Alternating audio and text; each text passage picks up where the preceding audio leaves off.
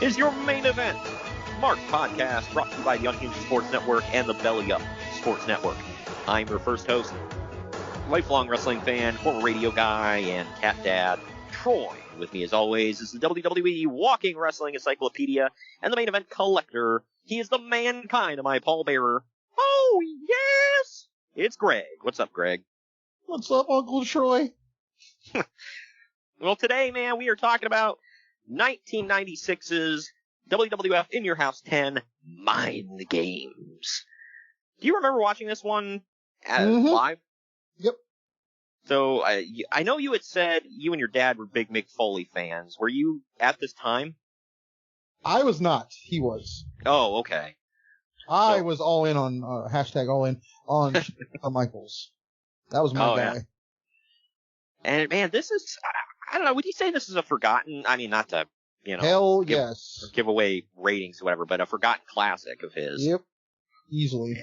Yeah, because this is one, I honestly, going into it, because this is one of the rare shows that we've covered. I try to pick out things that either I haven't seen before or I don't remember, whatever.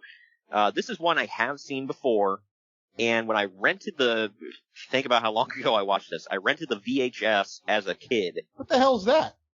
I know. A VHS? What do you do with that? You upload it to the cloud? No, cloud? Do you remember that scene in Creed? He's like, it's in the cloud. And Rocky looks up at this guy. It's in the cloud? What? Holy crap. Ah, man. But, I went and I rented the VHS as a kid. I watched it. I was like, Shawn Michaels and Mankind. That seems interesting. And I was not let down, man. This was better than it had any right to be, I think. I would agree. So, and we'll obviously get into all that. The rest of the show is meh, and we'll get into that as well. There's a couple of matches on here that were decent. Yeah, I mean, this whole show didn't suck, but it was, to me, it was the epitome of an In Your House. It was built around one match. The rest of the show was okay, and you didn't have to pay full price for a big-time pay-per-view. So there you go. It was, 2.5 hours of entertainment? About 2, yeah. Yeah, somewhere in there. Now you get a 3-hour Raw every Monday night, so how things have changed. Hey, if they keep happening like they did the other night, holy crap, I'm good with that. Yeah, the wrestling world has been set on fire, man, and, I'm excited for all promotions at this point. Everybody's going strong. I will say, you and I had a good chuckle over the fact that Trevor Murdoch is the new NWA champion. That's something. I'm baffled. I don't think he's bad, mind you. I'm not laughing because I think he's bad. It's like right. Random as hell. Yeah, it's like, wait a minute. He ended the 3-year reign of Nick Aldis. Because keep in mind, anybody. I thought that what's his name? Mike Bennett ending the reign of EC3 in TNA was weird. Right. And if anybody wants, some reference on how long Nick Aldis has been champion, now in the archives is All Out 2018 All In 2018. And that was we basically called it the pilot episode for AEW. And one of the matches on the show was Cody Rhodes versus Nick Aldis for the NWA title. Cody won, and he lost it like a month or two later back to Aldis, and he's been champ ever since. There's been no break in that reign. So it's been about 3 years. It's freaking nuts, man. It's knuckin' butts, dude. Getting your movie references in early, man. All right, that is correct. I am. That is correct. Good Lord. Anyway, that's the first one.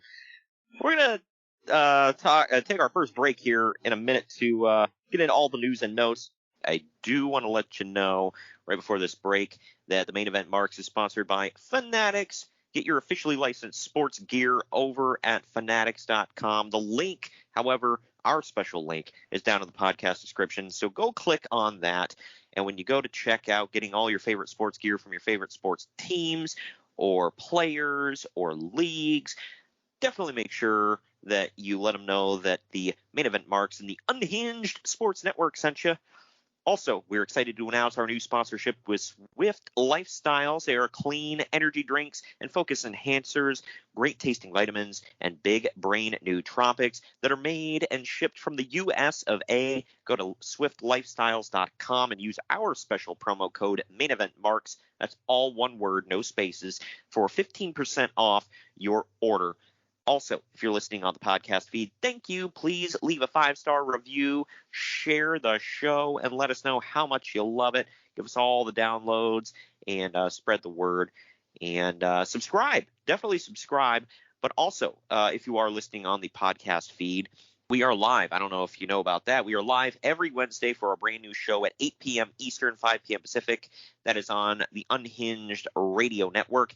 That is on unhinged.sn.airtime.pro. The immediate replay is right after at 9:30 p.m. Eastern, 6:30 p.m. Pacific. Again, that's on Wednesdays. And we also have replays at 8 p.m. Eastern, 5 p.m. Pacific on Thursdays, Fridays, and Mondays. So check us out. That's unhinged.sn.airtime.pro. We are live at those times. All right, now that we're done with all of that, we're going to take our first break. When we come back, we're going to get into all the news and notes of the time right after this.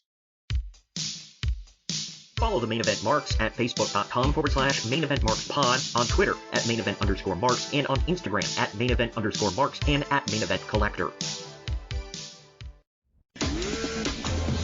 Get all the best podcast swag from the Main Event Marks. Our merch shop offers custom graphics, including the podcast logo, on hats, shirts, masks, greeting cards, and more. There are tons of new designs with more dropping all the time. Just head on over to redbubble.com/people/Main Event Marks to grab your podcast merch today and become an official Main Event Mark. That's redbubble.com/people/Main Event Marks. The Main Event Marks are available wherever you get podcasts and on YouTube. Now back to the show. All right, we are back. Yeah, we're back. And there's. I appreciate the pause, by the way. Oh yeah, well I know it. I know it's coming now. So there you go. But before we get into all the news and notes of the time, I want to take a quick break here. I know that we're about to get into all the news and notes. Plenty of it to get to today. But before that, I want to let you know that Yeats aims to provide the most unique and high-quality sunglasses on the market at an unbeatable price. They're built from the latest manufacturing techniques. Yeats shades are made for comfort, durability, and big Yeet moments. And on top of that, a percentage of all the profits go towards beach cleanups and other community outreach programs. No matter your style, their shades are here to help you chase your vision. Go to yeetsofficial.com and use our special promo code BELLYUPPOD to save 10% at checkout. That's YEETZ official.com and put in that promo code BELLYUPPOD. That's BELLYUPPOD to save yourself 10% at checkout. Also, did you know that you can treat your balls? That's right. Go to manscaped.com and at checkout you can use that special promo code BELLYUPFANTASY for 20% off at checkout. Manscaped.com, baby. Treat your balls. They will thank you. But also, now, before we get into the news and notes, I want to let you guys know, this is and I'm only speaking to like a handful of people here. I know. Because. Oh, yeah, I want to say something too. But yeah, I realize this is only like a handful of people that I'm talking to, because most of the people that listen to the show have told us this is their favorite part, is the news and notes. But, disclaimer to all of you out there, because we've gotten some negative feedback on certain things, one thing in particular. But this is, like, for fun. It's not, like, we're not getting paid for it, first of all. Like, this doesn't pay our bills. I wish it did, but it doesn't. It's our pipe dream, though, let's be honest. Oh, yeah, well, I mean, we love podcasting, we love the show, we want to grow it, and you guys can help us do that, so please, any way you can. If you really do enjoy it, please spread the word. That's the best way, help us out, and it will bring you more content. More content, bro. Hell yeah. If we start getting paid for it, we'll make time, man. So, but this, we're not reporters, okay? I'm literally reading news from mostly Uncle Dave Meltzer, a little bit from Wade Keller, and some from some other sources that I've picked up here and there. I am not reporting this, okay? This whole segment is for me to, read old news stories, say, hey, do you remember when? We talk about it, we kind of reminisce, and then we move on. And it's to put us in the mindset of, remember when all this was going on at this time. So don't come at me like, well, you're fake news if I get something wrong, or if Greg gets something wrong. We're doing most of this from memory. Some of it we do research, but it's also not reporting. But I don't know what else, and I don't want to spend a lot of time on this, because guys, these people that have crapped on us on YouTube, or have seeked us out and messaged us for whatever reason, they're not really worth spending all this time on. But look, if you're going to come to us and say, hey, that was wrong, actually it's this and this, I'm going to be nice about it. I'm going to be like, okay, cool, thank you, I appreciate it, we'll change it for next time, or we'll make a correction, or whatever. But if you're going to come at me like an a-hole, I'm going to ignore everything you say. So anyway, let's get into the news and notes finally. First story, unfortunately, we're going from that into a story about death. And we're back. Yeah, right. We're back for a while. Right. Sapphire, real name Juanita Wright, who was Dusty Rhodes' former valet in the WWF, passed away of a heart attack on September 11th, 1996, at the age of 61. Man, that's rough. Were you a fan of the Dusty Rhodes Sapphire packaging growing up? I was a huge fan, yeah. Yeah. So I did you? I know you were probably you were pretty young at this time in '96. Would you have heard anything? Okay, yeah. So would you have heard anything about her death other than if they advertised like an in memoriam on the show or something? Right. Okay. Yeah, because for those that don't know, I mean, at this time in '96, my family didn't have internet. Most families did not have internet. I think internet was like known, like to me. I mean, I remember when we had a program on our computer, because internet used to go through the phone line. For people that don't know, we had a program on our computer where we could make phone calls through the computer, and we thought that was awesome. Like, now you and I are literally on Skype on wireless internet right now, so recording a podcast. Wave of the future, dude. Yep. But yeah, all that to say, the internet wasn't a huge thing at the time, unless WWE made a big deal of it back here. It probably wasn't well known. But yeah, Sapphire passed away September 11th from a heart attack. That was sad. Sucks. Yeah, she's only 61. I mean, to me, that's not old. No, it's not. Yeah. My mom's 60, so. Yeah, my mom's 60, so I get that. I don't know. But here's one that's going to lead into the show. The latest news on WWF's fake Razor Ramon and Diesel angle is that both Rick Bogner and Glenn Jacobs will indeed be playing the roles of the characters on the live Raw next week. Bogner canceled his wrestling commitments in Japan so that he could return to the U.S. for the role. They've essentially turned Jim Ross heel for the storyline, with Gorilla Monsoon acknowledging on TV that Kevin Nash and Scott Hall were under contract to a different company and putting all heat on Ross. This whole angle is being dismissed by pretty much everyone as a fraud, and ratings for it are pathetically bad. How do you measure ratings for one segment, is my question. Like, where does that come from? I mean, you can look at the quarter hours, I guess, but yeah, but the way Bischoff breaks it down, you can't really say that that's. I remember they were bragging a couple months ago that AEW had like almost a 1.6 million quarter hour or something like that, and it was for a random women's match. And it's like, okay, something doesn't correlate there because their women's division sucks. So I was like, what was it? And I'm still baffled by it, but.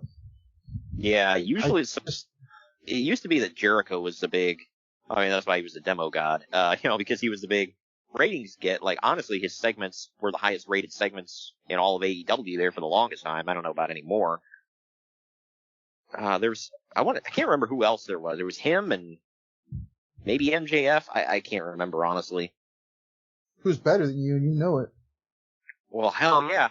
He's more Jewish than you and you know it. To be fair, every Jewish person is more Jewish than me. that is very true. A magazine in Japan published an article saying Olympic gold medalist Kurt Angle is signed with WWF, but the latest that Uncle Dave has heard is that there is an offer, but Angle has not accepted yet. Well, spoiler, he didn't. This was the time when he literally told the WWF, I can't lose, because I'm an Olympic gold medalist. You can't have me lose. And they were like, okay, well, we'll keep in touch. That's almost as bad as Floyd Mayweather not wanting to be in a boxing video game because his character might lose. Seriously? That's why he's on the Fight Night games, yeah. That's even worse. He doesn't want to be in a video game because his character could potentially lose a fight in the game. Mother of God. That's so stupid. So, I mean, not like he needs the money, but it's like, seriously, you're foregoing however much in royalties because of that? Like, whatever. Ugh, stupid. WWF's live interactive Saturday morning show starting next week will be called Livewire. I feel like we just talked about that. We did. Last week's episode, we talked about Fall Brawl 96. This is actually a follow-up. A lot of these stories are follow-ups for anybody keeping up with the show. Because That's right. Right, okay. Yeah, this took place 2 weeks, I want to say, after Fall Brawl. So, yeah, so Livewire actually, little factoid about myself, Livewire was one of the things that got me into pro wrestling.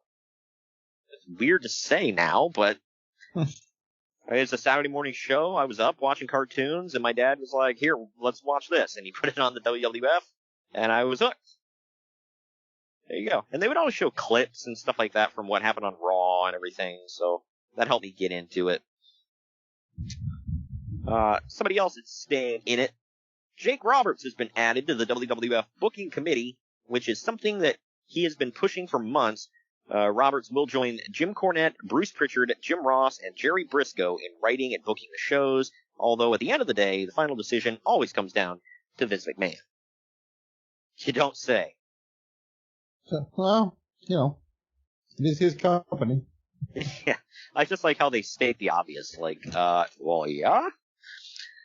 So Are you telling me this guy who owns the company and has all his money invested in it gets the final say? That's BS. Yeah. It's kind of like, I mean, it had nothing to do with booking decisions, but like Eric Bischoff was told when he got Nitro, he was told by Ted Turner, your show's Nitro. Period. There was no discussion. There was no, well, what about this? What about that? Let's brainstorm. Nope, it's Nitro. Move on. So, there you go. And he said it had something to do with that block of time on TNT was already, like, called Nitro. Yeah, it was. It was called TNT Monday Nitro. And it was like it was a movie usually. Ah, okay. Yeah, so. Because when when WCW Nitro would go off, it would say TNT Monday Nitro, almost in the exact same, logo as Monday Nitro logo. Ah, nice. Just no WCW, obviously. So, yeah. Oh, that's cool. Yeah, so I know he said it had something to do with the branding with TNT, so. Bruce Pritchard always talked about that because he said if Vince had to step out of the room, because he was always obviously in the writing meetings, he said if Vince ever had to take a phone call and step out of the room, work stopped. Like, it froze. Because he said, anything, if they would come up with ideas without Vince, he would just come back in and basically crinkle them up and throw them away. And it's like, all right, well, enough of that bull crap. And he said, so they called it mental masturbation. It's like, no point. Well, I mean, maybe he's a perfectionist. Yeah, I mean, for better or worse, he wants things his way. It's his company, whatever. It's his Wally World. He can do what he wants with it. Wally World. Sorry, folks, the park's closed today. The moose out front should have told you. That's classic. I always loved obviously nobody liked the lockdowns, but like I liked when all the lockdowns were coming through and the big meme going around was the John Candy thing, and it said, sorry folks, the world's closed today, the moose out front should have told you. Yeah, right. Oh man, it's stupid, but funny. Bleeding in from WWF into WCW here, J.J. Dillon, or James J. Dillon, or what is it that, Chris Jericho called him? JoJo Dillon? JoJo. Yeah. He resigned from WWF last week and is reportedly headed to WCW. The news of his resignation apparently caught Vince McMahon by surprise. Dillon was one of the main bookers and the main talent liaisons for the front office. There's no confirmation that he is headed to WCW, but it's widely assumed that he is, and he is. Dillon would and he did, became the commissioner, and all that stuff, yeah. Oh, yeah.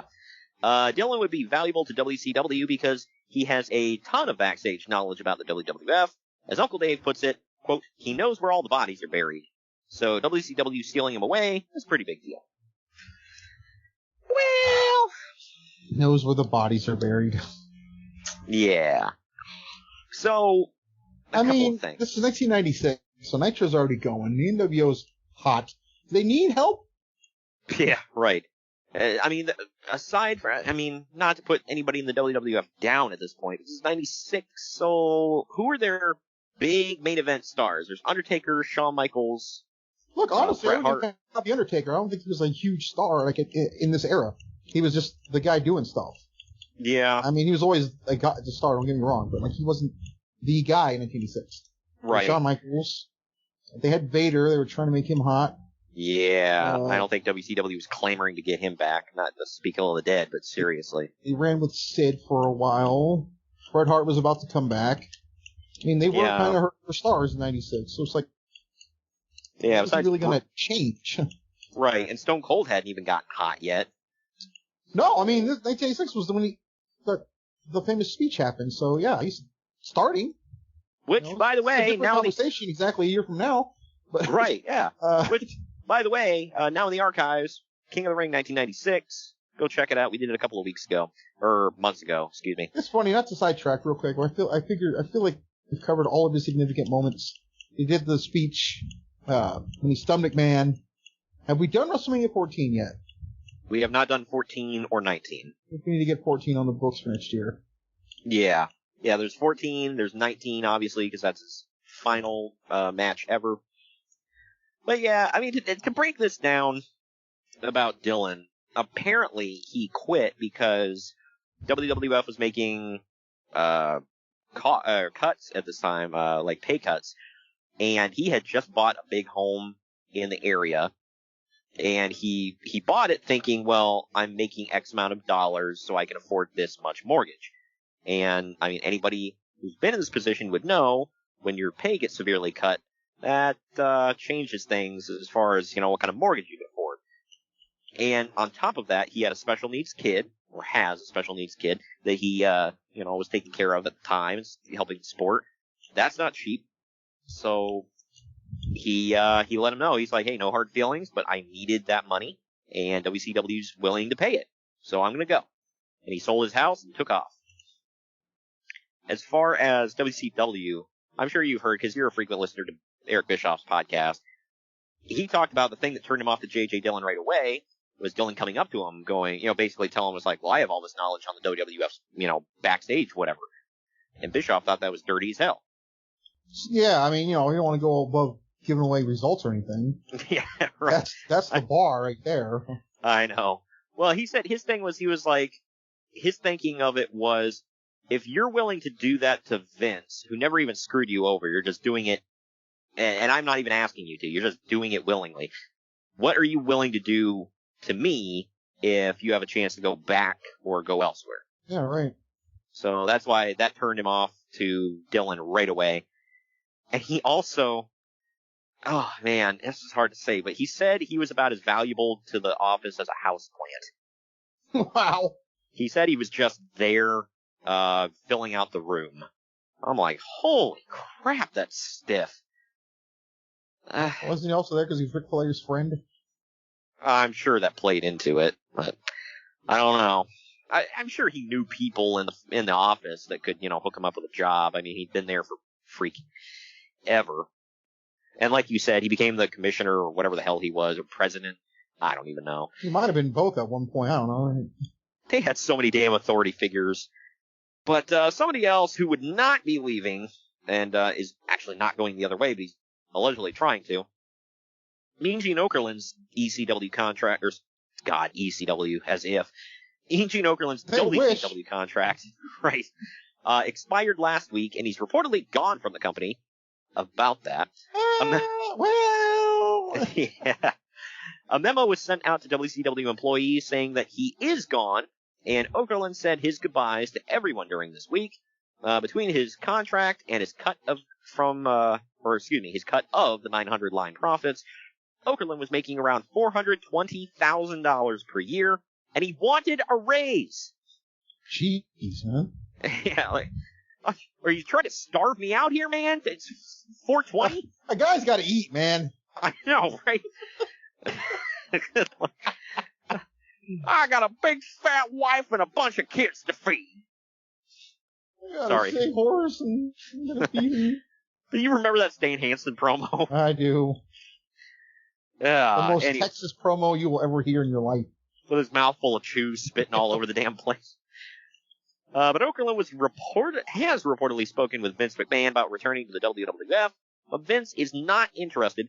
Word is that he was trying to use the WWF as negotiating leverage, and with that not working out for him, it's believed that he'll probably resume negotiations with WCW and likely end up returning and taking whatever lowball deal they offer him. There's also been speculation that Okerlund leaving WCW is at work, and that Okerlund may return as the NWO's announcer. Wow, yeah. That sounds like crap they would have done. Yeah, right. Well, you gotta pair him back up with Hogan, man. Come on. See, that would be the only thing that would make sense about that whole thing. Right. Well, let me tell you something, Scheme Gene. And they revealed that the 900 thing was all, the 900 line was all a huge, what do you call it? Like a Ponzi scheme. To get yeah, right. Money. Yeah, right. Well, where do you think all that money comes from? Where it says this has been paid for by the New World Order. Like, if you call the 900 line now, you can give your money to the New World Order and get more black and white promos. Okay, you know what? I'm gonna retract what I said. That might have been good. Yeah, right. I can't imagine Mean Gene as a heel, though. Can you imagine anybody booing that man? No, I said the same thing in 2006 when Linda McMahon became a heel. It was just weird. Yeah, it's like, why am I booing you? Give me a reason here. It didn't work for like Dixie Carter either. Certain people just. That one I feel like it kind of did because some people, I mean, dirt sheet. That's because there was dirt sheet idiots making her out to be like the devil, so people wanted to hit her legitimately. Yeah. I'm talking about wrestling wise, it didn't work. But it was a little weird. I don't know. And from everything I've heard, even if you believe all the stuff about her being dumb or over her head or whatever the hell, I don't think anybody's ever said she's anything but a sweet woman. Maybe too nice. That might have been her problem. Yeah, right. She didn't know how to say no. So I think that's Tony Khan's problem. Yeah. Well, I mean, that's why they got Christian for that one night only deal for, it was Christian for Ric Flair. I don't know in what world that's fair, but I mean, it was fun. I know. Well, it's because, Bruce Pritchard said, he took it to Dixie. He was like, all right, we can have anybody in the WWE. I mean, obviously they're going to turn some people down, but, we can at least ask, who do you want? And she said Christian. And he's like, okay, I just said anybody. And she said, oh yeah, I want Christian. It's like, why?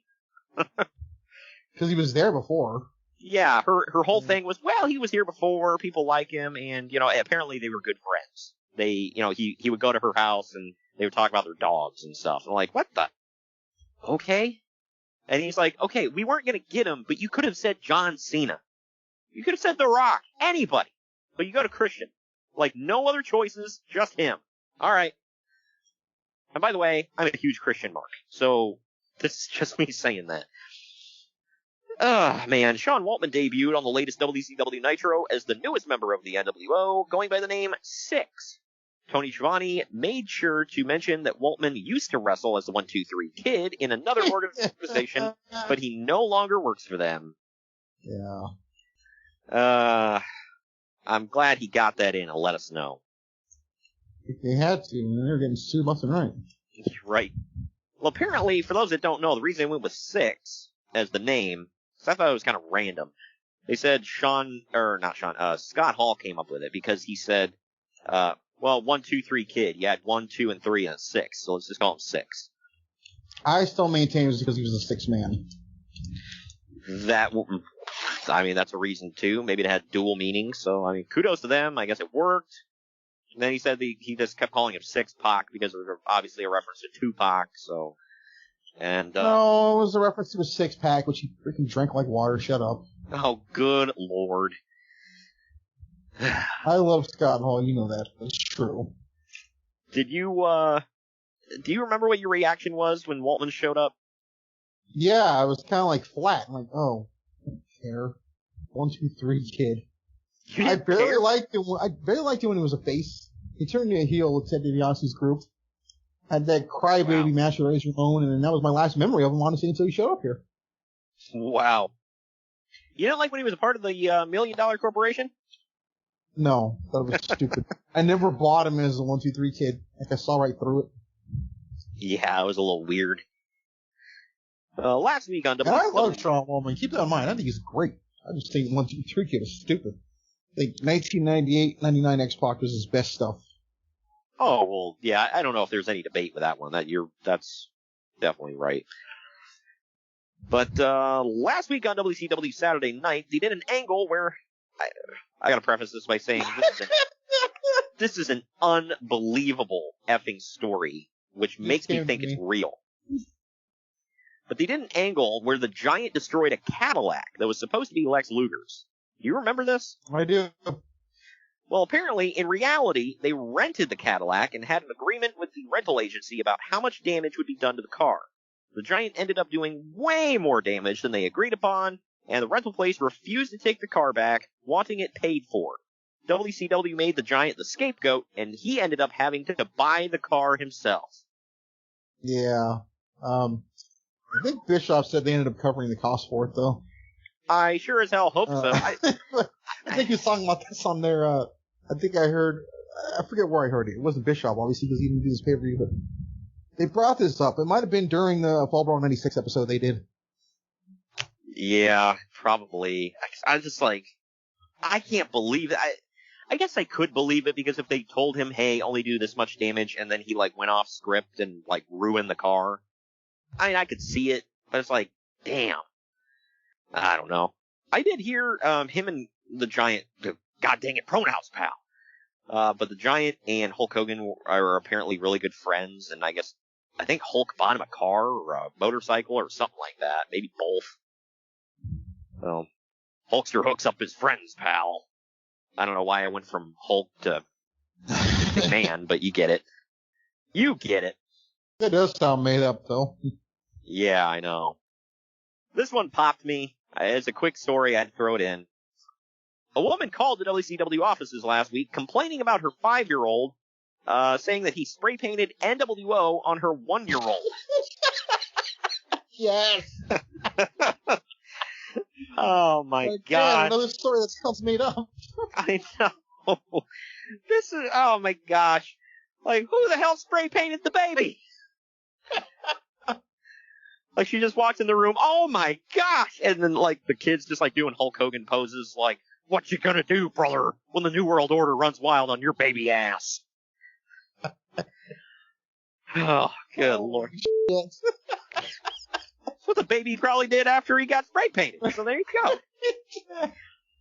Yeah, whatever. He was just decorating his onesie, come on. That's how I saw it. Yeah, right? Kids, hey, the kid's got a future in decorating, okay? Good lord. Wow. I don't want to be like the Karen of this, but why are you letting your kid watch this? And why does the kid have easy access to the spray paint when he's 5? What? Like, it's just like, and on top of all this, final question, how long did you leave the 5-year-old alone with the baby? Like, hot damn. You start breaking this down how stupid it is, if you really think about it. To put this in perspective, at this time, I was 6. This took place the day after my 6th birthday. My sister was 1. So, at this time, I never would have been left alone with the baby for long enough to find spray paint and then spray paint her. Oh my god. Dang. Then again, my parents gave a damn about what happened to my well-being, so there was that. Oh, God. And yeah, like you said, what 5-year-old is watching this? So many questions. All right, I saved this all to the end so that I could do that. I haven't done this in a while, so I gotta hit you with This Week in ECW. Oh, my God. Can I have another volley, sir? If I may have another volley, sir. That is what I call my checks, because they bounce, bounce, bounce. Michael Jordan has nothing on me. Good Lord. Several injuries coming out of the latest ECW show. A rookie named Kareem Horton, who trains at the ECW training school, slipped off the top rope and broke his leg. Not to laugh, but damn. Johnny Smith, yes, Johnny Smith, tore his AC joint in his shoulder. Shane Douglas collapsed backstage after injuring his back and neck somehow. What do you mean somehow? Because he's a walking injury. Yeah, I mean, I feel like every time we saw him, he had his arm in a sling. Right? Something was always wrong with this dude. Doug Furness broke his nose. Tommy Dreamer has injured ribs. Even ring announcer Bob Ortiz got cut in the face when a piece of chair broke off and hit him. Hot damn. Why do it seems like almost every week on these retro shows, I could have a laundry list of ECW injuries I could bring you. Yep. Like, mother of God. Here's the start of something big, man. And, no pun intended. ECW introduced yet another new Dudley, this one named Spike Dudley. He is a 150-pound indie wrestler named Matt Hyson from California. The gimmick seems to be that Bubba Ray... a teacher, too, at this point? I believe so. I'm going to say yes. But the gimmick seems to be that Bubba Ray picks him up and throws him on people. Man, another one of them Dudley boys popped up because, Papa Dudley be slanging that Peter meat all over Dudleyville. And what the hell? That's the way Conrad put it. Because he was watching an ECW show with Tony Schiavone. And he's like, do you know the Dudley, gimmick? And he's like, no, I know. He's like, are these guys supposed to be related somehow? He said, yeah, they're all brothers. He said, the gimmick is, Papa Dudley. Only Devon was a brother. Mother of God. Kudos to anybody who laughed at that. But he said, well, the gimmick is that, Papa Dudley was slinging that Peter meat all over Dudleyville, and, well, that's how you wound up with the Dudley boys. Like, mother of God. I've never heard that put so redneck in my life, but leave it to Conrad Thompson. Peter meat. The reason Kimona Wanalea left ECW... Real name. Right. Was because she was unhappy with her role with Tommy Dreamer and Beulah, since Beulah is clearly treated as the top female star of the company. Kimona also said that she could make more money, quote-unquote, dancing, than she was being paid in ECW. Did they realize that when they had that incident where they had to have her go up there and dance? I'm sure they did. But I'll get into it here in a minute. And contrary to rumors, Missy Hyatt had nothing to do with her leaving. Kimona is now currently working in AWF, the American Wrestling Federation. We talked about it last week. It's about to go in the toilet. But anyway, no. I know. You had names like Sergeant Slaughter and Tito Santana, and, Greg Valentine and Kimona Wanalea. One of these things is not like the other. Good grief. But anyway, I don't know, man. I 1000% believe she can make more money stripping than she can in ECW. I don't know. It sounds like it's one of the same to me. But... Yeah, I mean, you lose your dignity either way. Just one, you're gonna bleed a lot more. The other one, you expel other bodily fluids at some point or another. No? Wow. I don't know. I don't know. I'm moving on. We're gonna take our next break. When we come back, we're gonna dive into In Your House 10 Mind Games. Right after this. Follow the Main Event Marks at Facebook.com/Main Event Marks Pod, on Twitter at Main Event _Marks, and on Instagram at Main Event _Marks and at Main Event Collector. Good morning, good afternoon, good evening, and good night. My name is Thomas, and what's your name? I'm Alan. Oh, yeah. We're brothers. That's right. Yeah. The same mother and father. Your room was Oh, we shared the room. Shared a room. We shared the room. Thought I knew your face. Yeah, we go way back, mate. Yeah. We should do a podcast then. We have. We do a podcast. We do a podcast. What's it called? The Broadcast. Yeah, that was planned. Yeah. Well. What do we do? Well, we cover all different things in the world of pop culture. We're talking about comic books, we're talking about professional wrestling, and we're talking about movies. Go back and watch classic retro wrestling events, the likes of WWE, WCW, and if you do like that, you can check us out on Apple iTunes, also on Podbean, Anchor, and on Podknife. Also check us out on Twitter at The Broadcast. That's BROKAS. Nearly stuffed up the ending. No, it's alright, good on you. Yeah. Instagram also at The Broadcast Podcast. Remember, we don't spell it with a C, we spell it with a K. Sorry, mate. Take it easy.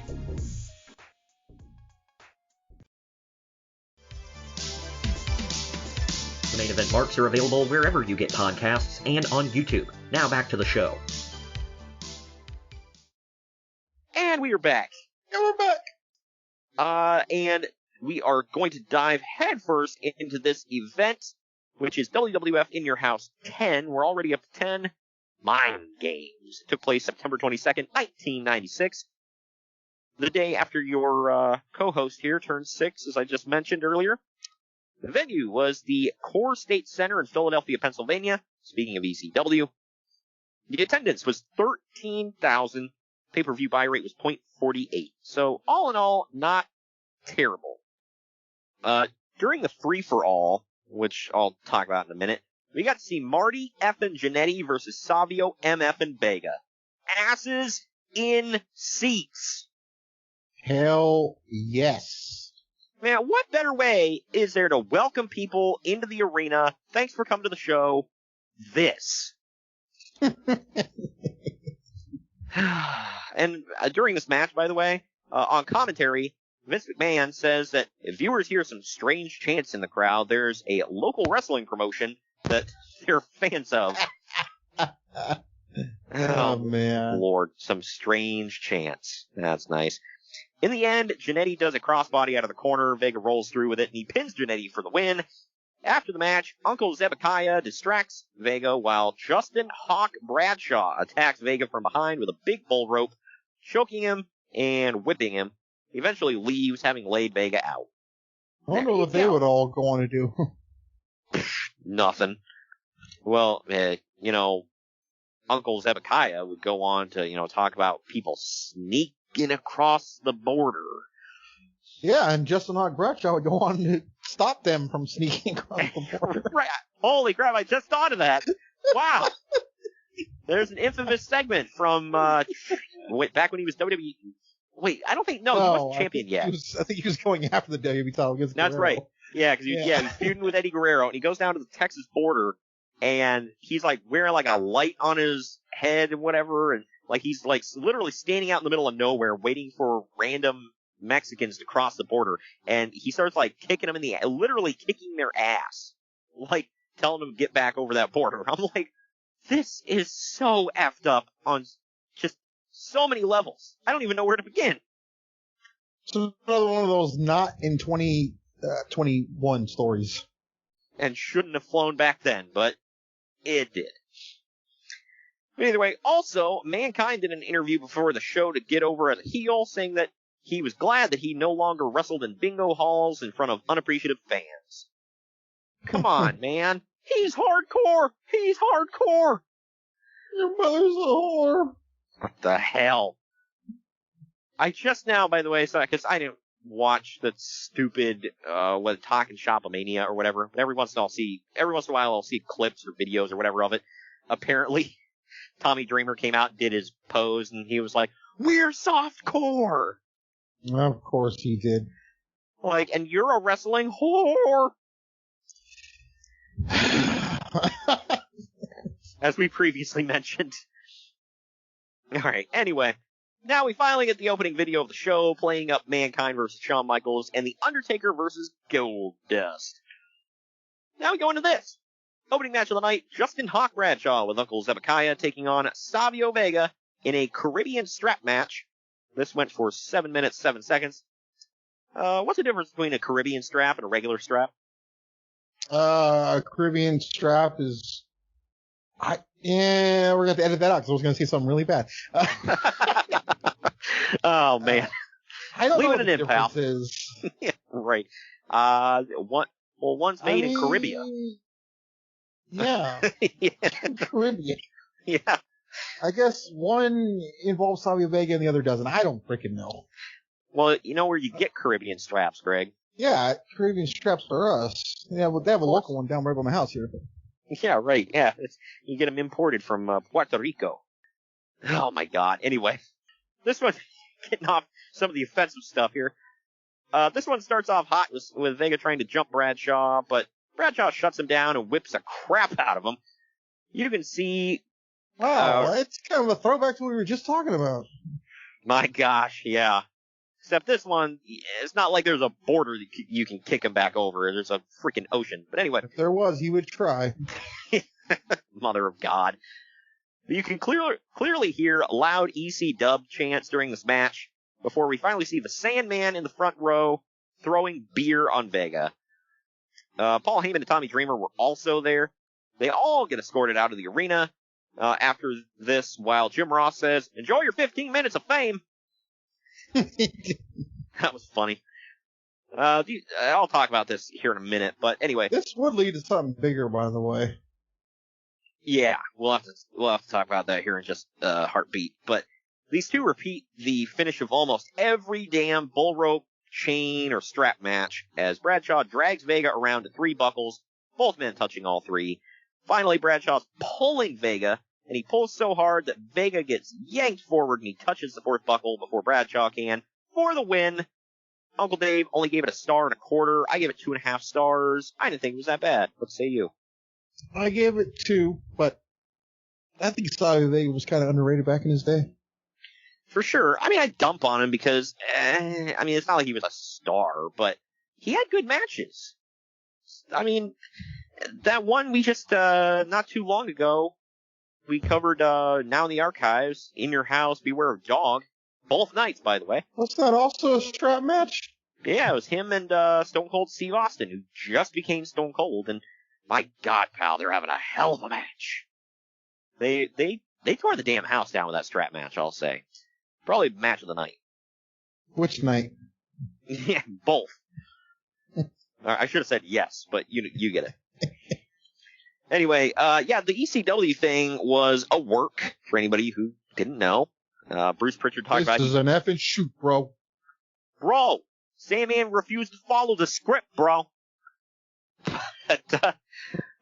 Bruce Pritchard talked about he planned all this out with Paul Heyman. And the reason this was a strap match was he said, I think he filled Savio Vega in, so Vega knew not to murder anybody. And he told him he did not fill Bradshaw in on what was going on, because he told Vega, he said, no matter what happens, you hold that damn Texan back by that strap as tight as you can. Don't let him do anything. Because he knew that Bradshaw would have hauled off on him if he could have. And we know Shoot doesn't like ECW. He's already said it multiple times. Oh yeah, well you saw what he did to frickin' Blue Meanie. Yeah, hot damn. And this was apparently nobody else knew about it. And as Gerald Briscoe was one of the agents who went out to ringside to clear them out, escort them out of the building. And I guess things were getting a little out of hand, and Pritchard grabbed Briscoe on the way out, and he was like, tell him I said cupcake or whatever the hell. They had like a safe word where it's like if things were getting too out of hand, get the hell out of there. And he said once he told... Usually the safe word is pumpernickel. Right. But first I should tell you my safe word is cabbage. Why? Anyway. You're much happier not knowing. Right. But I guess after he told Briscoe that, Briscoe like gave him a dirty look, and he's like, you're working me. Okay. And he said Briscoe didn't talk to him for like the longest time after that because he doesn't like being worked. Anyway, Greg, if he wanted to stretch you, you'd be stretched. Stretch this. Or was it hook you? If he wanted to hook you, you'd be hooked. One of them. No, it's Stu Hart that does the stretching. But we get a play-up package. What do you think it sounded like when he stretched Handful? Hey, Rhino, how about give me your arm there? Show you a couple of holes down in the basement there. You're doing real good, Rhino. I would love to see him talking about, like, him talking about Jim Neidhart to Rhino. That'd be hilarious. He's like, the Rhino's doing real good. He's like, oh yeah, thanks. Thanks, Stu. He's like, no, I mean the Rhino. He's like, yeah. The real Rhino. Yeah, he's like, no, what I mean is the Rhino's doing good. Yeah, you just said that. Thanks. Good Lord. We've done a bit like that with Stu in the past. I feel like. Anyway, up next we get a play-up package for Jim Cornette versus Jose Lothario. No, that statement left my mouth. Where Cornette keeps making jokes about. This is supposed to be. I think I heard Bruce Pritchard say it was supposed to be a free-for-all match, and Vince's like, "Why would we give that away for free, pal?" Good Lord. Allegedly, the originally planned main event for this was Vader and Cornette versus Shawn and Jose. And then the wrestling god stepped in and saved us. Yeah, they were like, whoa, we need at least one good match on the show. Like, calm down. But anyway, Cornette keeps making jokes about Lothario's age, and Jose was training in the gym and in the ring for his comeback match. And my, what a comeback it was. Oh, man. I think we're talking about favorite matches of the night here, right? Oh, yeah, well, early contender for match of the year, but during no, I think it's pretty late contender. Yeah, that's true. You got me there. But during Jim Cornette's entrance, we see footage backstage of fake Diesel and Razor, but we only see him from the back, and they're beating the hell out of Savio Vega, and then they run away before we can see their faces. Because, those two idiots needed more heat. Yep. Keep in mind, by the way, as I mentioned, they have not debuted yet, so they're acting like this still may be Nash and Hall. Ugh. I find it funny they're doing this and WCW's doing a fake Sting thing at the very same time. I know. I'm kind of impressed to figure out which one did it first. I mean, one of them obviously did it first, but it's in the exact same month it's happening, so I don't know if one really ripped off the other. I don't know. Well, at least WCW's doing it with their own guy. Like WWF is like, hey. Hold on now. These are their own guys. It's just not their own physical guys. Yeah, right. Well, I can't wait to see, Damian Priest be played by, just some other tall, vaguely Hispanic dude with long hair. He'll step in a couple weeks here. Go get Archer a tan. There you go. Mother of God. But the first thing I thought of when I saw Jim Cornette was the line from Hook. However, did you manage to fit in those smashing tights again? A lot of butter. Anyway, this is Jim Cornette versus Jose Lothario in 56 seconds. Thank God it's only that. Real match, folks. Yep. I believe Jim Cornette said that he needed knee surgery really bad at this time, but he didn't want to miss out on a pay-per-view bonus check. I'm not joking. So he tied up his knee brace to the point of where it was almost cutting off the blood circulation, and he toughed it out. He literally had to walk to the ring and take a couple of bumps. Like, you know what? It's funny. I think I remember him on commentary after this for a little bit. Yeah, makes sense. Well, we'll get to more on that in a bit. But before the match, Cornette grabs the mic and says that Jose is a legend, but he's old, and he'll give Jose the opportunity to give up and stay backstage. Jose then comes out, beats up Cornette, and then pins him after a right hand. Uncle Dave gave it. That was a super sock. Man, you don't know anything. Oh, well, gosh. I thought that was his name. It was, because he did a hard punch. For God's sake. I guess it makes sense. But Uncle Dave gave this negative star. I gave it a dud, because what the F was this? I tried to be kind by giving it a dud. What say you? This was another one I just didn't even rate. It's like, yeah, it's not even really a match. Yeah. The only good thing I could say is thank God they kept it under a minute. Thank you. It's hard to talk crap about it if it only took up 1 minute of my life. Okay. Now, I haven't watched it back, by the way, 2 minutes of my life, but. Right. There is something to be said for, I guess, Cornette did say he didn't want to miss out on a pay-per-view bonus check, and then I think on top of that, he wanted to say he was in the ring with Jose Lothario. Which, yeah. If you grew up watching him, I get that. That'd be like, if if I was a manager and they wanted to put me in the ring, they're like, oh, you're gonna have like a fight with, I don't know, freaking, Hulk Hogan's gonna go out there and give you a big boot and pin you. Like, okay. That reminds me, do you remember when Jake the Snake came back for that Legends Raw? Like when we first saw him for the first time in years, he looked amazing. Yeah, is that the one where the Snake pissed on Ambrose? Yeah. Well, if you go back and watch it, dude, Ambrose is like smiling his ass off the entire time, dude. Yeah, so, he starts. This is nothing new. Yeah, he starts smirking as soon as he must have felt it, because like the first time I saw him crack a smile was when the Snake pisses on him. Yeah. He was probably like, "Holy crap!" It's probably like an honor to that fool. Right. You've seen him do worse. I just like, I mean, some things just matter a little bit more than, I don't care if he made it look like a fool. Oh, yeah, for sure.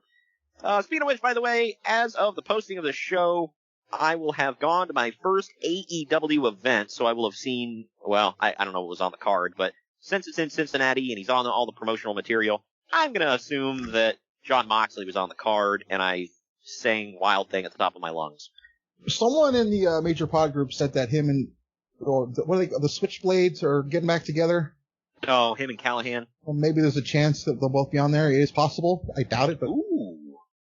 I seen something in the indies about that. They were doing like an indie show getting together. Yeah, they're going to wrestle the American Wolves, so. Oh, hell, man. Also reuniting. So, yeah. I want to say, in what promotion? I think it's some indie promotion. Might not even be on TV, or I mean on Fight TV. I'll look it up and get you it later. But getting back to 1996 here, Doc Hendrix is backstage, and this is I think this is a Coliseum home video exclusive, by the way, not on the actual like regular version. But Doc Hendrix is backstage asking Savio Vega how he feels after being jumped by Razor and Diesel.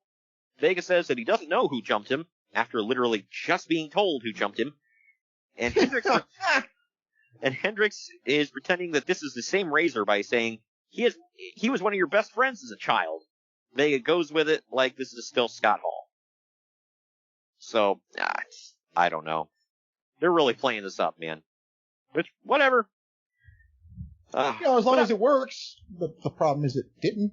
Anyway. No.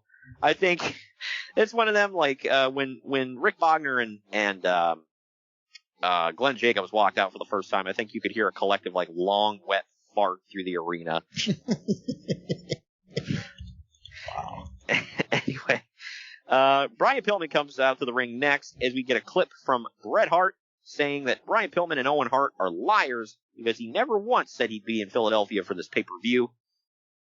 Brian Pillman gets on the microphone now, no longer on crutches, might I add, saying that the founding fathers are rolling over in their graves because the birthplace of freedom has become a cesspool of drug abuse, battered women, and welfare recipients. Yeah, I heard that, and I'm like, show of hands, who's going to argue with the man? Holy crap. I will say this, I've always wanted to see Philadelphia, but I'm a little afraid to go. I've heard, like, if you have the wrong, like, bumper sticker on your car, you're going to get vandalized. These people pelted Santa with snowballs. I know, man. Broke Mick Foley's heart. No wonder he doesn't want to be associated with this city anymore. They also wanted to cane his kid.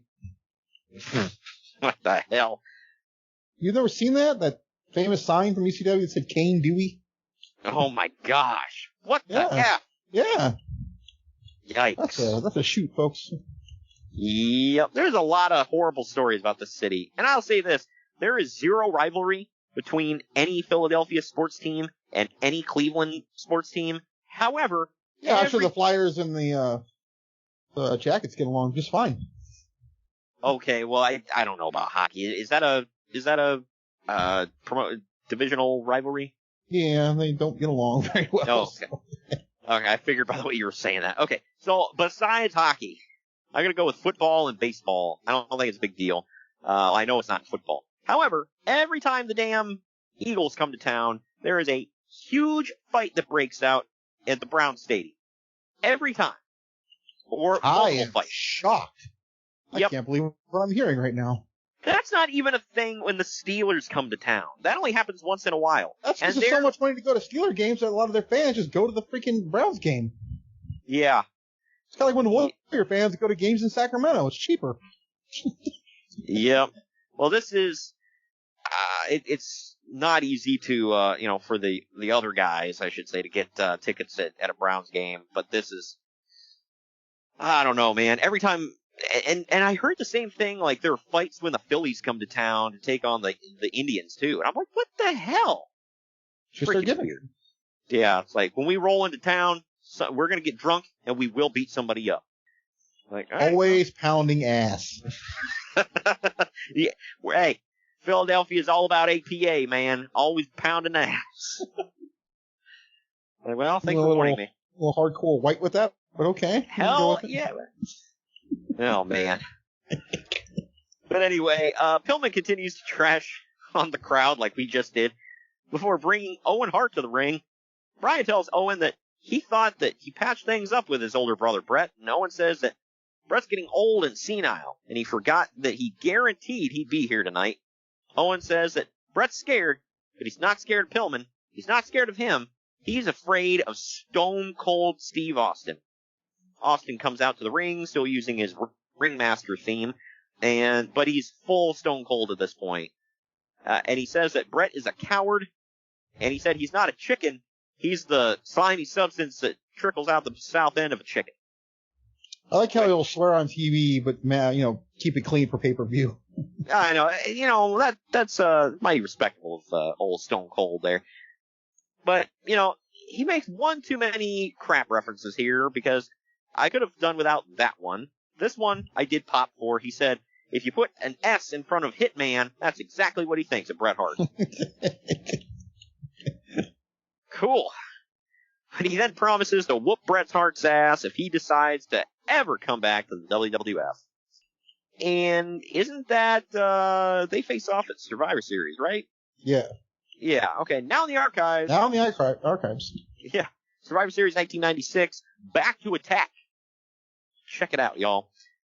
But we now get clips. Because Back in Black was taken, right? Right. Back in Pink and Black. But we now get clips of Mark Henry going around Philadelphia and checking in the sights. And he looks like Ricky Bobby, where he doesn't know what to do with his hands right now. I don't know. This is just like awkward clips. It's like, here's Mark Henry standing in this location. Now look at Mark Henry looking at this bell. Now look at Mark Henry over here. He can stand like nobody's business. I know. You remember that time he stood next to the Liberty Bell with his hands on his hips? That was a good time. But backstage, Doc Hendrix. The Brett Walker episode's got to be coming, right? Oh, well, yeah, we got to do a career retrospective on him. But backstage, Doc Hendrix is standing by to show us that Jim Cornette cannot accompany his team to the ring tonight because he's laid up in the medical room, completely out of it. Clarence Mason is yelling something to him, and he's pointing at a contract, and he gets Jim Cornette to sign the contract, and, well, that's going to come into play later. But up next is our first title match of the night. It's the Smoking Guns, Billy and Bart Gunn, defending their WWF Tag Team titles. They got Sonny in their corner, by the way. They're taking on the British Bulldog and Owen Hart. So they're doing this gimmick where the Guns and Sonny get in the ring, and like the concussion pyro goes off, and a giant poster of Sonny unravels from the rafters. Well, this time when it unravels, it's been graffiti. Sonny, it's signed by her. She said, "To Bulldog and Owen, all my love, Sonny." But the picture itself of her hair's black, and she's been given a beard and fake glasses. So she's pissed. I did like Mr. Perfect says, "I know it was Owen." Oh yeah, it was Owen. Davey wasn't even there. I like how he threw in the thing at the end. And at the time, you wouldn't have thought anything of it. But that last line where he's like, Davey wasn't even there. Like, if anybody listens to Bruce Pritchard or Jim Cornette, they get it. Because apparently that was Davey's catchphrase. Whenever somebody was, like, got ribbed, and they're like, Davey! And he's like, what? It was Owen! I wasn't even there! I guess that was just his go-to. Cornette said his other go-to was every week they would call him in for promos, and they're like, and they'd have to search for him. They're like, Davey! And he's like, what? What do you want? And he's like, promos. He's like, now? Like, he was shocked. He's like, every effing week. Sorry, I gotta ask, are you doing a British accent there? A slight one. No, you weren't. A slight one. Anyway, Clarence Mason eventually comes down to the ring to manage Bulldog and Owen for this one. This is, I guess, heels versus heels in this one. Yeah, I didn't get it even when I was a kid. Yeah, I'm like, so who's a bad guy? Who am I supposed to cheer for here? But in the end, Billy's distracted on the apron by Sonny. So, Sonny's distracting your own guys. That's smart. But Bart gets shoved into Billy. Billy shoves Bart back like, Bart meant to do it, clearly. And then Bulldog hits the running power slam on Bart to win the titles. Uncle Dave gives this 2.25 stars. I gave it 2.5 stars. It was average. What say you? I gave it 1. This thing sucked. Wow. Well, Uncle Dave and I guess gave it a little bit more credit than you did. But yeah, after the match, Sonny throws a fit. She grabs a mic and she says that she gave her time and her money to the Smoking Guns, and they're nothing but no good cowboy wannabes, and they're fired. You can't fire me. I'm already fired. I feel like it's become a meme. You're right. But then Billy begs her and he follows her to the back. Oh, man. You lost Sonny, man. What are you going to do? I don't know. End your life. Yeah, right. End your tag team, man. He's gonna go off and be Rockabilly now. Hell yes. Damn straight. Where the beginning of his theme song sounds like he just sat on a cold toilet seat. Kevin Kelly's in a dark area of the building, I'm assuming the boiler room, with Paul Bearer and Mankind. Why do you assume that? I don't know. Just, stabs in the dark. Anyway, Mankind is rocking back and forth with the Undertaker's urn. Bearer blames the Undertaker for what Mankind is going to do to Shawn Michaels tonight. Mankind says that it's his destiny to hold and cuddle the WWF World title. He said he was going to cuddle the damn thing, right? Or am I hearing things? All right. I just want to make sure I heard that right. Hey, to each his own, okay? Yeah, I mean, whatever. Some people like to get their rocks off by cuddling the winged eagle. Whatever. I like the non-winged eagle myself. Well, exactly. The big eagle. So is he going to ask his wife if, use the old Hulk Hogan, hey, you want to come back to my hotel room, get naked, and wear my title belt? Well, cuddle. But then he said he's going to make Shawn Michaels and his clique feel the same pain that he's felt his whole life. Gonorrhea. Anyway. Sorry. Moving on quickly. Alright, as Jerry Lawler walks to the ring for the next match, he's trash-talking the city of Philadelphia and Mark Henry. You can't understand a damn word he's saying because commentary's talking over him. Probably for the best. But we see clips of Lawler throwing coffee on Henry at one point and then running away. On another occasion, I think this was on the free-for-all, he slapped Mark Henry and then ran away. Once Henry gets into the ring, Lawler said that he's going to give Mark a wrestling lesson and that he's forgotten more about wrestling than Mark will ever learn. I think it worked out alright for good old Mark Henry. But this next match, Jerry the King Lawler is taking on the world's strongest man, Mark Henry, in about 5 minutes, 13 seconds. Mark Henry uses a ton of power moves on Lawler throughout this match, bumping her all around the ring. You could tell that Mark was super green and Jerry was trying to give him all that he could. Henry eventually makes Lawler submit to a Canadian backbreaker, as opposed to a non-Canadian backbreaker. Uncle Dave gave this a dud. I gave it a star. What say you? I gave it 1. This thing sucked. Yeah, it wasn't good. They were trying to make Mark Henry the All-American, Olympian, world's strongest man, and yeah, it didn't exactly work out for him. But after the match, Mark Henry is jumped from behind by the new Rockers of Marty Jannetty and Leif Cassidy. And I find it funny, by the way, that they had to have Al Snow debut in Philly. Oh my gosh, yeah. And then, on top of that, he wasn't just jumped by the new Rockers, for reasons. He was also jumped by Hunter Hearst Helmsley in a good old-fashioned game of which one of these is not like the other. We've now played that twice in this episode. Right. But Mark Henry takes the new Rockers out, and then he press slams Henry on top of them outside of the ring. Did this go anywhere that you can remember? Not that I remember. Maybe like a match on Raw or something. By Survivor Series, which is 2 months away. I remember Mark Henry being on TV for quite a while. Yeah, the next time, because I know he goes away for a while. By the time he comes back, he's part of the Nation of Domination, right? Yeah, he turns on Ken Shamrock to join them. Ah, okay. Well, up next, Doc Hendrix is interviewing Owen Hart, British Bulldog, and Clarence Mason backstage. Owen and Bulldog say that they're not shocked that they won tonight, and that they're going to take on all comers for the tag titles. Owen says that he's confused about Jim Cornette not being there tonight, but that they were thankful for Clarence Mason. Mason explains that the papers he had Cornette sign were actually the contracts for Owen and Bulldog. So now, Clarence Mason is their sole exclusive manager. What did you think of this? I thought it was stupid. Because Yeah. he's like a heel deceiving another heel or two heels. That's a way I didn't think about it before, but you're right. My thing with it was, like, did Cornette, I'm going to assume this is because Cornette's knees were effed up and he had to go have surgery, and they needed a reason to get him off TV. And then when he came back, he could, like you said, he did commentary, so he was sitting behind a desk. He was with Vader for a little while longer, I think. That was it. Yeah. So I don't know. And Clarence Mason wasn't a strong manager. So, I don't know, whatever. Oh, he was a good lawyer, though. Yeah, right? Hey, he was a legit lawyer for anybody out there that didn't know. But up next, we get Goldust. He was a shoot lawyer. Huh. Oh, yeah, that's true. He was a shooting lawyer, not just a working lawyer. I mean, let's be honest. All lawyers are working lawyers. How'd that work you all right? Yeah, right. Dewey, Cheatham, and Howe. But the next match is Goldust with Marlena in his corner taking on The Undertaker in a final curtain match. This went just shy of 10.5 minutes.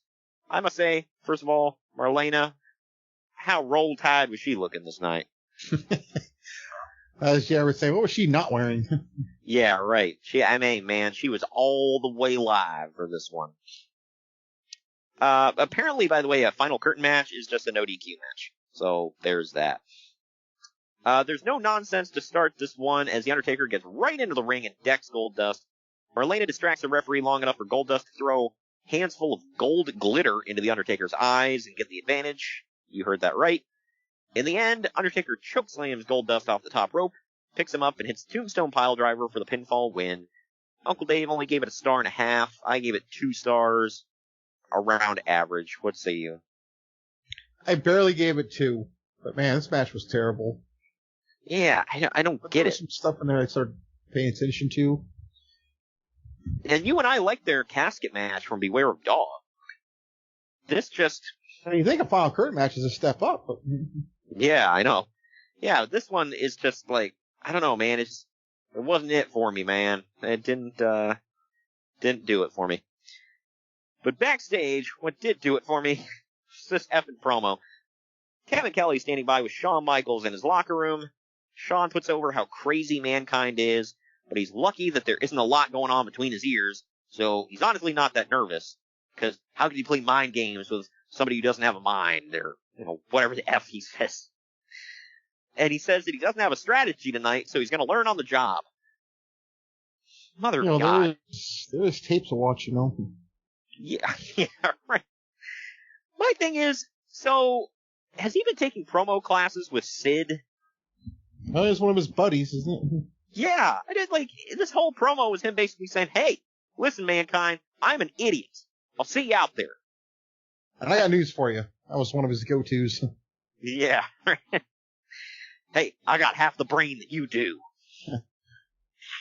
Wow. When did Sid say that? I know he said that at one point. He's on Nitro one week against Nash. Yeah. I got half the brain that you do. Like, what the frick? Well, thanks for admitting you're an idiot. I can argue that. Right. Oh, God. But, all right, we're going to take our second to last break. When we come back, it's main event time right after this. Follow the Main Event Marks at facebook.com/Main Event Marks Pod, on Twitter at Main Event _Marks, and on Instagram at Main Event _Marks and at Main Event Collector.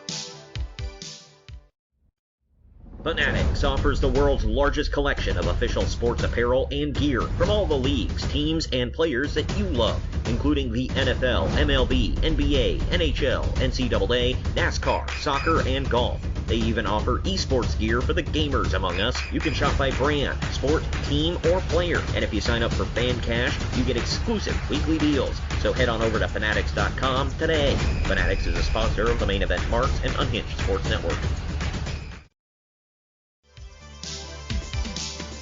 The Main Event Marks are available wherever you get podcasts and on YouTube. Now back to the show. And we are back. And we're back. Ladies and gentlemen, this is the moment you've all been waiting for. The main event. And we are live.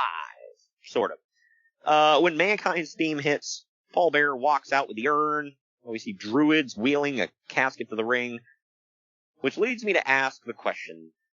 So, are the Druids a package deal with Bearer, or the urn, or both? I'm going to say the urn. Or, another option, did he just like to shop at Druids R Us and they were, like hitmen? They're, Oh, no, they don't get those from Druids R Us. They get those from that spirit store. Or that Halloween Spirit Halloween. Yeah. Okay, yeah, I mean, that's true. You get them from Druids R Us? No, we got the outfits from Spirit Halloween. We just threw them on some random indie workers. And if there's one thing Philadelphia had a lot of, it's independent wrestlers. A local indie one was in attendance. Right. But out of the casket pops Mankind. Then, as soon as Shawn Michaels' team hits, by the way, the roof explodes in the arena, and the babies hit, well, what would have been the roof after it got blown off. They threw the babies in the air.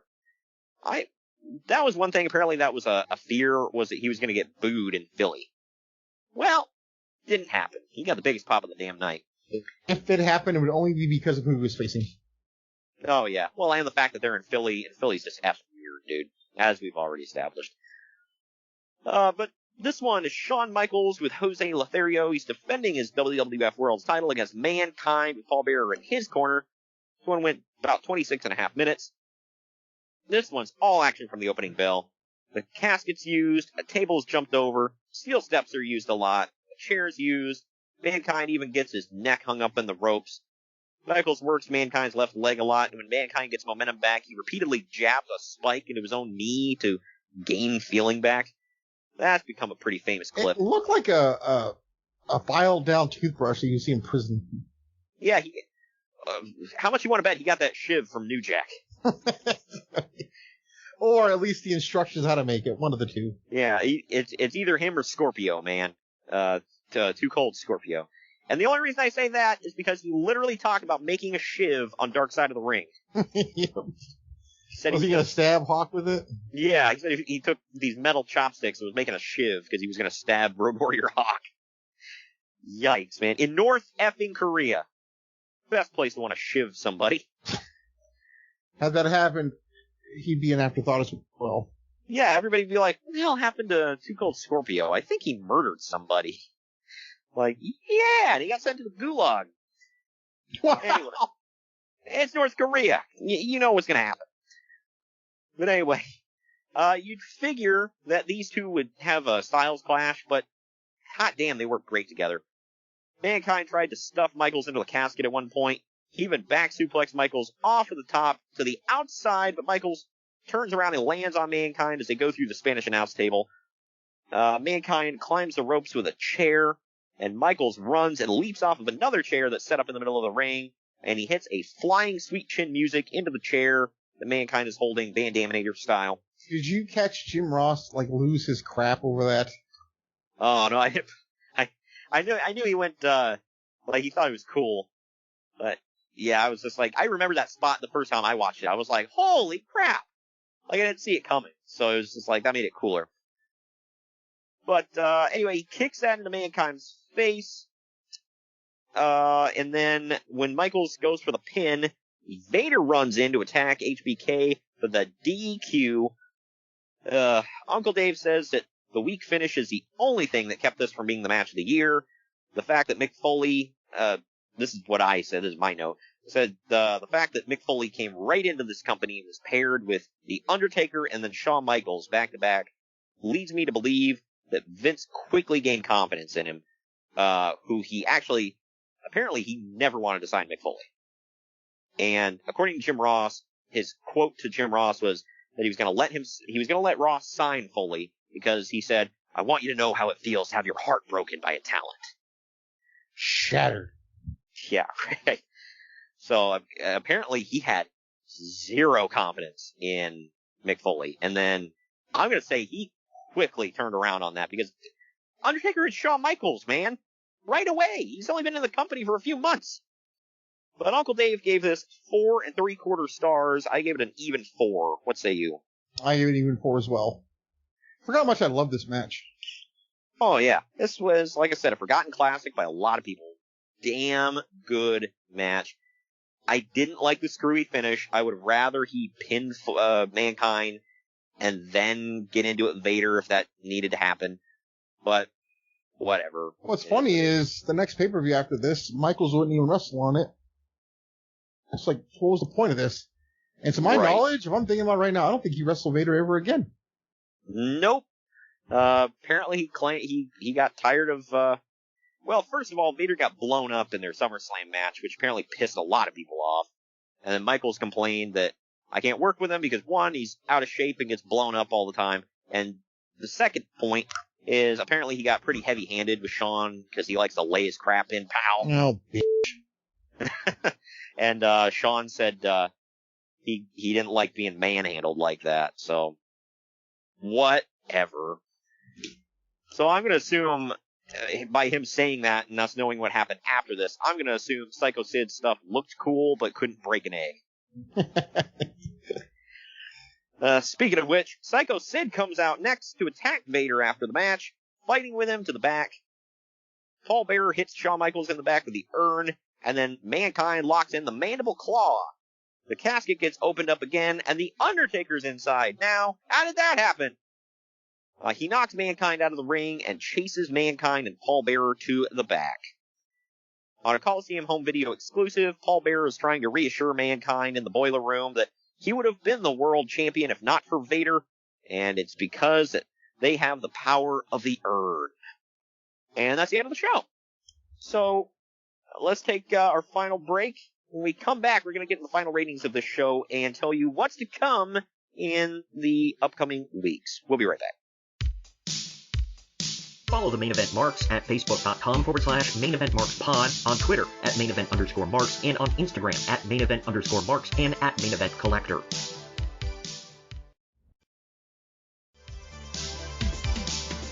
The Main Event Marks are available wherever you get podcasts and on YouTube. Now back to the show.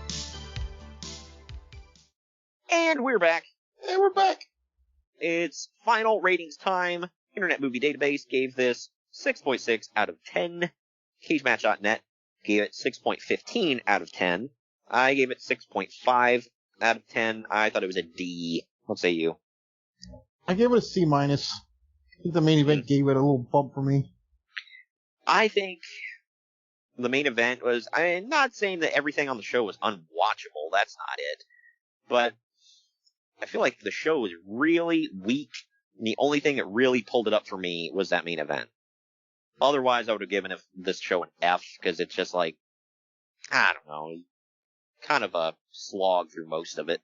And even Undertaker Goldust, which I thought was going to be good, really disappointed me. So I don't know. It is what it is.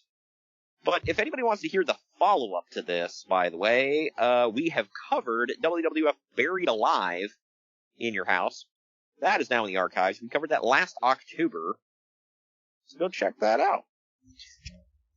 But coming up, man, on the podcast in the coming weeks, next week, September 15th, we have WCW Fall Brawl 1999. I watched it last night for the first time ever, and I said to myself, why the hell did I book this effing show? Yeah, I had no say in it, I want to say. Well, I mean, maybe I did, but I just went along with it. Yeah, I know, you're like, whatever, you booked it, I'll go with it. But yeah, no, this show, hell, we'll get it. Trust me, there's plenty of stuff to talk about. But I think you can, like I had texted you while I was watching this, you can almost physically see the hand like, flushing the toilet with WCW inside at this, like, on the show.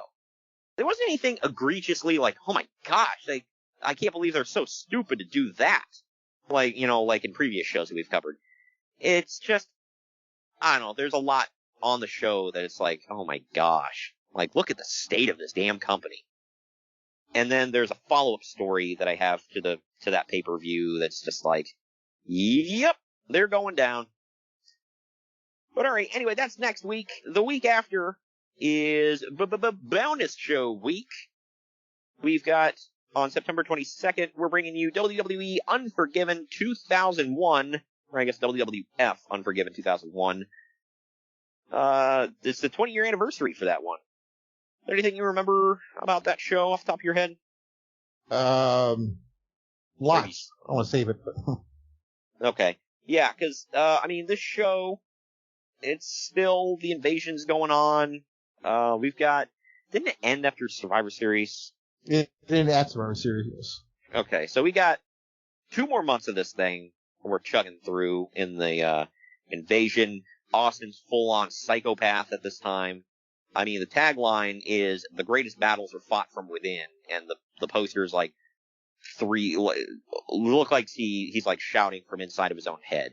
So, obviously a heavy show for Austin. And then, but that's gonna be a good show, I think. The bonus show, that's gonna be an entertaining show, because it's our second timepiece ever, man. It's gonna be on the time that Vince Russo ran WCW. Into the ground. Yes, into the ground. This is his first run before he first takes his ball and goes home. So technically we don't see him. We hear him, but we don't really see him. Right? During that first run?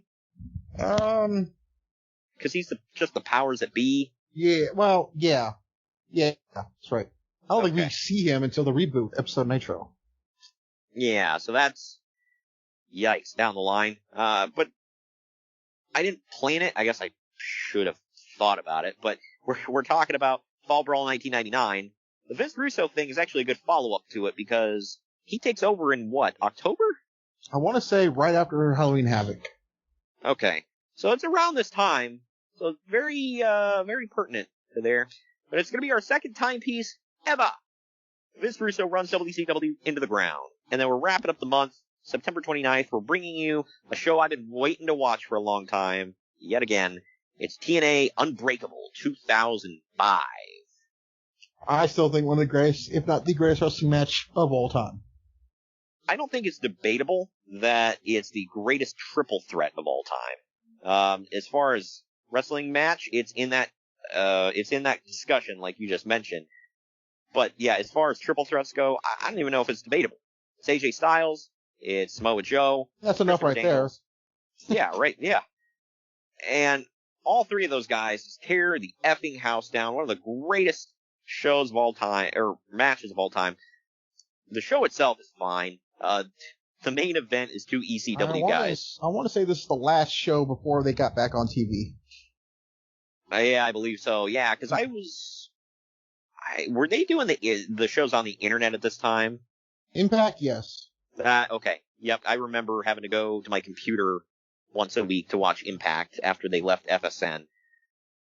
So this, the main event was 2 ECW guys. It's Raven and Rhino for the NWA title. That's kind of funny. But yeah, and it took... Well, I think the triple threat's the main event. I believe, let me see. Double check. That is correct. So you're right. But on the poster, it's Raven and Rhino it's a Raven's Rules match, or a Clockwork Orange House Fun match, whichever you want to call it. I believe to this day, this is his last world title defense, because he loses it quickly after this. Yeah. Don't remind me. But there's a fatal four-way elimination match for the NWA tag titles. Lots of cool stuff on the show. Abyss and Sabu in an ODQ match. So there you go. Lots of tag team action on the show as well. An unfortunate date for the show. It took place on September 11th, 2005, but, You know, I used to say that, but then I'm like, dude, things are gonna happen on September 11th every year, okay? Yeah. I hate saying that, but... hey, maybe you can put on a good show to, take the taste of crap out of your mouth from, everything. But, I don't know why Wikipedia. I'm trying to figure out if, like, Grandma and Grandpa are always like, oh, December 7th, we hate that day because it was Pearl Harbor. And, dude, stuff happens on December 7th, just. Yeah, I know, right? Well, we'll talk about, like I said, Unbreakable's remembered for, the three-way match that Uncle Dave gave 5 stars to, not to spoil anything, but, I mean, we already talked about how amazing it is. And, I don't know why Wikipedia always quotes Canadian Online Explorer. I don't know if they're a big publication, but they rated the show an 8 out of 10 stars. So, I mean, that's, something to look forward to, man. We don't just ironically cover bad stuff. Once in a while. Right. But alright, man. The Fall Brawl one, by the way, it's going to have to be the exception, because... That is ironically covering a bad show. There is one match in particular on the show I can't wait to talk to you about. And I can wait. Yeah, not because of the great quality of it, either. But alright, that does it for that one. Thank you for joining me today, Greg. Mm-hmm. And we'll join you next week, yet again, when who you gonna trust, brother? It's Hulk Hogan, it's Sting, in the main event for the WCW title at Fall Brawl 1999.